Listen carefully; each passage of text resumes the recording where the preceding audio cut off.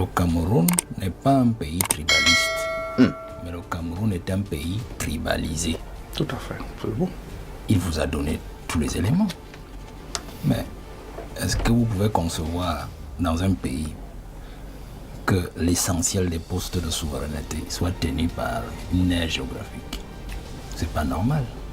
Si on décide de diriger un pays en toute légalité, en toute clarté, les compétences, ça se retrouve partout. Les compétences ne se retrouvent pas seulement dans une aire géographique. Comprenez? D'ailleurs, je crois que dans un ouvrage, Jean-Marie Tangnabara, je crois Marafa, il disait il y a des ministres à qui on a donné une fonction. Des fonctionnaires à qui on a donné des postes. Des titres, merci. Des titres. C'est ce que le docteur là, il est comme en train de vous dire depuis. C'est-à-dire qu'il ne s'agit pas de dire il y a des ministres aussi, mais quel genre de ministres? Mais si parlons justement du pouvoir, c'est ces postes qui sont étroitement liés au pouvoir. J'en parlais tout à l'heure. Prenons le ministère de la Défense. Est-ce qu'on n'a pas eu des Camerounais d'autres ethnies, à part l'ethnie Beti? À part Ahmed Ouali Soubia, vous en connaissez qui? Très bien. Prenons le ministère des Finances. Esso aussi. On a cité Laurent Esso, on a cité Amadou Ali. Allons aux finances. Encore aux finances. Voilà. On peut aller ailleurs. Restez aux finances. Mais aux finances, il y a eu à la mine. Je vais vous répondre quand à la mine, mais. Et lui, vous savez d'où il vient? Oh bah non, il va pas la bêtise. Et après donc ça. Non, je veux. Et avant lui, avec qui? Depuis 82. Bon, moi je vois pas la chose. Ça commence un peu à bugger, vous voyez un peu. Non, donc je ne voudrais pas. Il vous a cité des cas, il y a des statistiques. Les ambassadeurs, dès que vous regardez, vous mettez le curseur, vous retrouvez une aire dans la préfecture. Vous mettez les postes de souveraineté, vous mettez le curseur. Quand on prend même quelqu'un d'une autre aire géographique, on met dans un poste de souveraineté, c'est qu'il a une affinité particulière avec le chef. Soit avec le chef directement, soit avec l'un des parents ou des relais que j'ai cités, de toutes les façons qu'on le tient quelque part. Aussi simple que ça. Pour moi, n'est pas là le débat. Moi, le débat, c'est pourquoi est-ce que le Cameroun est devenu un pays tribalisé. Je parlais tout à l'heure des causes. Tribalisé. Tout à fait. Le président Aïdjo avait un fonctionnement simple. Je l'ai expliqué en partie dans mon propos précédent. Mais Aïdjo, lui, il avait un souci. Il était contesté par ses propres frères. C'est-à-dire que ses propres frères pensaient qu'il n'était pas le meilleur d'entre eux que le blanc aurait eu à choisir. C'est pour ça que Baba Touré était très violent avec ses frères, notamment les Lamibé qui contestaient même son sample. Vous voyez? Et lui, il utilisait donc l'éclatement ou la distribution équitable du pouvoir pour justement choquer ses frères et mieux les contrôler. Onanaona était ministre des Finances de Aïdjo. Tout à fait. Il y en a d'autres. Vous comprenez? Et ses frères ne pouvaient pas revendiquer cette affaire-là parce qu'ils sentaient que Aïdjo travaille avec d'autres pour mieux asseoir son pouvoir et les contrôler. Donc faisons attention. Quand il prenait par exemple pour la province du Nord, avec le gouverneur, l'inspecteur général Ousmane Mey qui a passé presque tout le temps à période. Vous savez, là il a pris le type, il était justement dans Kousseri que dont nous parlons, le Logo-Nechari, sortait du Logo-Nechari. Donc un extrême du septentrion qui venait en fait tenir toute la grande région, toute la grande province du septentrion. C'était pour contrôler ses pauvres frères. Donc lui, il a utilisé justement l'éclatement, il a chassé le tribalisme du moins institutionnel, loin des confins du pouvoir, pour mieux asseoir son pouvoir et s'assurer effectivement qu'il sera toujours en sécurité face à ses frères justement qui contestent son sang-peuple. Mais cela ne dit pas que pendant qu'Aïdjo était là, il n'y avait pas un tribalisme rampant. Parce que le tribalisme rampant ne naît pas d'aujourd'hui. Le tribalisme rampant, pas même d'avant les indépendances.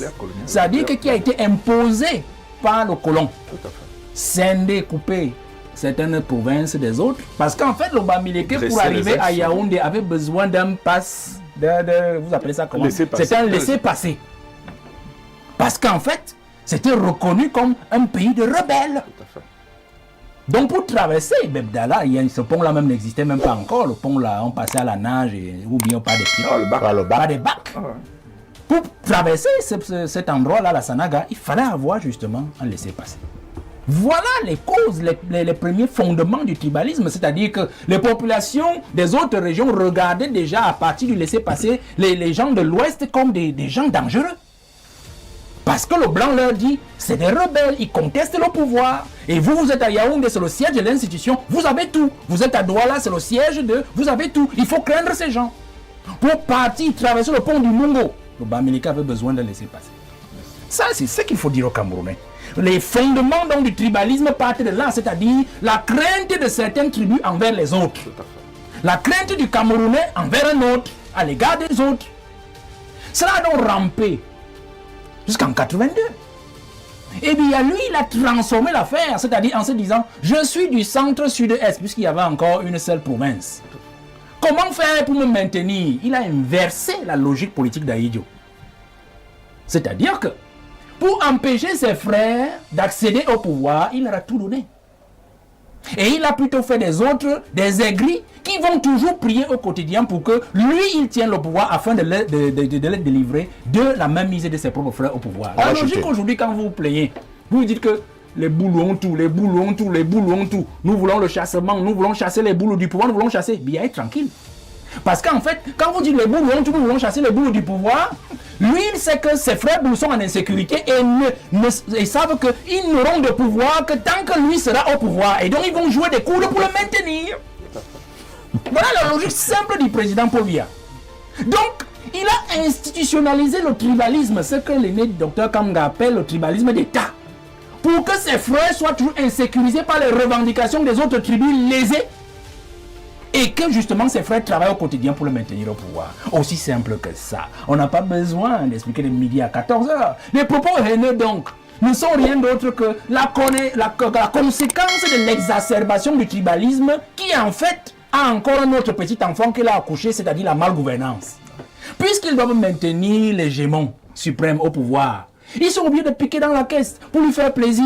Et quand on pique dans la caisse, on ne justifie pas ça parce que ça n'a pas été prévu. Conséquence, c'est que la corruption devient donc aussi institutionnalisée, une corruption d'État. Comme le tribalisme est devenu un tribalisme d'État. Nous avons donc une république de la malgouvernance. Nous avons une république des abjections sociales et sociétales qui justement ont pignon sur rue et qui justement commande ce que nous vivons aujourd'hui. Le Cameroun est donc un État, n'est pas un État tribaliste, mais un État tribalisé. Je vais donner en amont des explications. Merci. Le pays a été fabriqué depuis le colon, tel que nous le voyons aujourd'hui.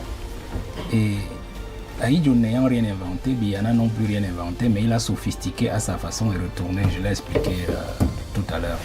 Mais je veux juste percer dans un tour de recoin pour dire laissons le tribalisme d'État là où il est et parlons du tribalisme dont on reproche par exemple le reste de la région par exemple de l'Ouest.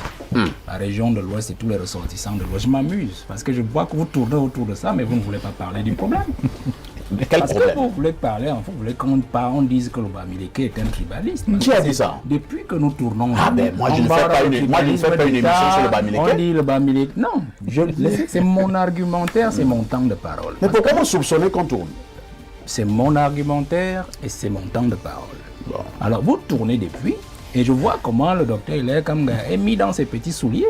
Parce qu'en fait, vous n'arrivez pas à lui faire dire ce que lui ne veut pas dire. Aujourd'hui, tout le monde dit le Bamileke est tribaliste. Il est tribaliste. Il ne veut faire qu'avec son village. Personne ne l'a dit sur ce plateau. Hein, J'ai dit on. Si vous êtes dans on, c'est tant mieux. Qui se sent mauvais se mouche, mouchez-vous. Je dis ceci. On dit le Bamileke est tribaliste. Il fait tout chez lui. Bon, d'accord. Mais pourquoi? Si tant est qu'il est comme ça vraiment, comment l'est-il devenu? Parce que vous n'allez pas dire qu'un enfant est un brigand. Mon fils est un bandit de grand chemin. Il vole au quartier, il vole aujourd'hui. D'accord, c'est un voleur. Mais comment est-il devenu un voleur? Ok? Mon propos, c'est là. Je vous ai parlé du laisser-passer.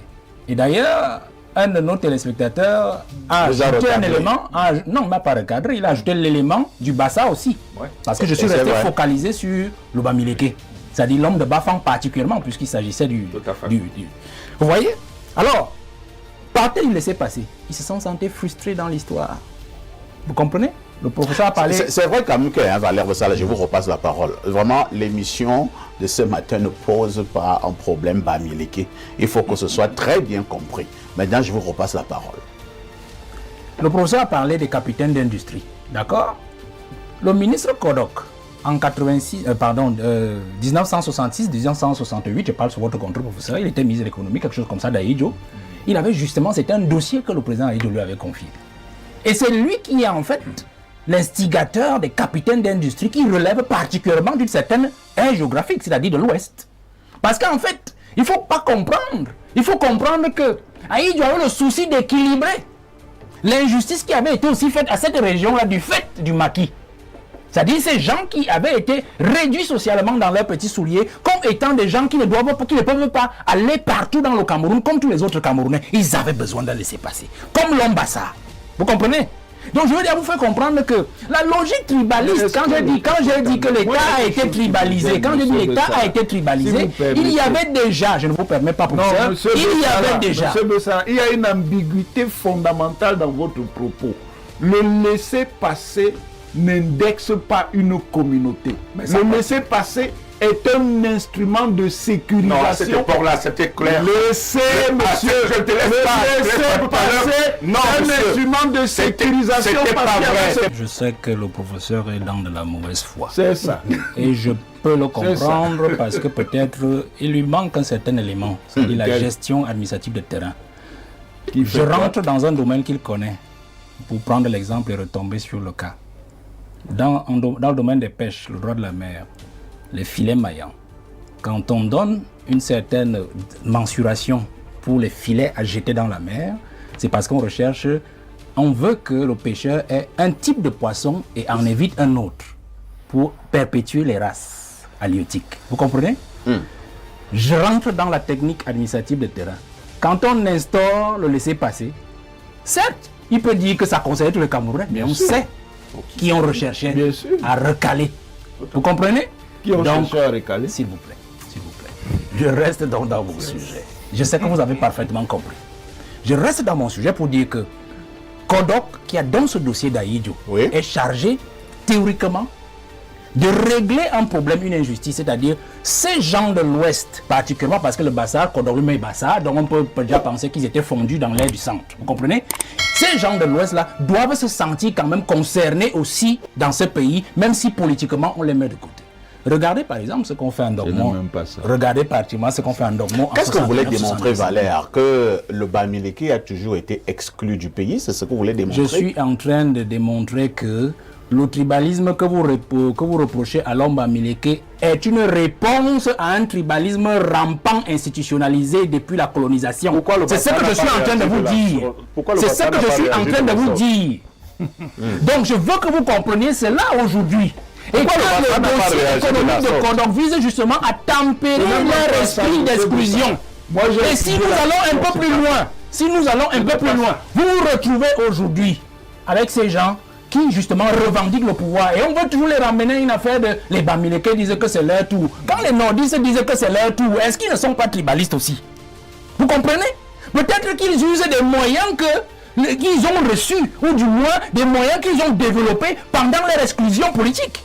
Parce qu'il faut aussi comprendre cette logique. La question du tribalisme ne doit pas être une question aérienne. Ne la gardons pas aérienne. Quand on a évoqué le sujet, nous savons ce que nous voulons dire, nous savons là où nous voulons aller. Monsieur Bessara a une manière extrêmement discutable d'envisager la question.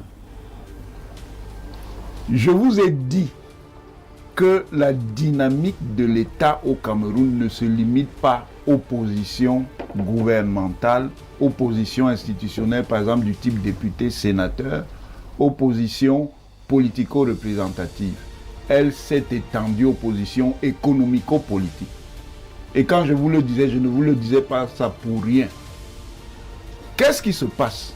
Précisément parce qu'il y a eu une bonne partie du maquis à l'ouest. Mais il faut encore dire aux Camerounais que les maquis étaient distribués aussi dans d'autres endroits. Il y a eu des maquis dans le maritime. Il y a eu des maquis dans le Cap. Il y a eu des maquis à Douala. Il y a eu des maquis à Yaoundé. Il y avait des maquis ici à Tambafia.